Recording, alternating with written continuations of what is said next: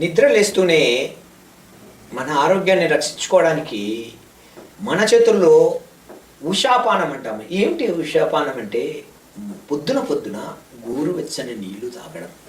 ఇది అన్ని శాస్త్రాలు మంచి అనే చెప్తాయి. దీంట్లో కొంచెం నిమ్మకాయ, ఒక చెంచా తేనె వేసుకొని నీరు తాగడం వల్ల అది డిటాక్సిఫైయింగ్ అవుతుంది. మన బౌల్ మూమెంట్స్ ఫ్రీగా ఉంటాయి పొద్దున్న లేస్తూ. దాని తర్వాత స్నానం చేయడము, యోగా చేయడము ఇవన్నీ స్టార్ట్ చేసుకొని మన శరీరానికి మర్దన, అది వేడి వేడి గోరువెచ్చని నూనెతో, అంటే ఆవాల నూనె కావచ్చు, నువ్వుల నూనె కలిపి రెండు కలిపి మర్దన చేసుకోవడం వలన రక్త ప్రసరణ బాగా పెరిగి మన కీళ్ళు కండరాలు బాగా ఉంటాయి. రక్త ప్రసరణతో నొప్పులు కూడా తగ్గుతాయి. దాని తర్వాత మితాహారం తినమని మన శాస్త్రాలు చెప్తున్నాయి. మధ్యాహ్న భోజనము సాయంత్రము ఎర్లీగా, అంటే ఈవినింగ్ భోజనము 7 లోపల ముగించడం వలన మన జీర్ణ వ్యవస్థ బాగా ఉంటుంది.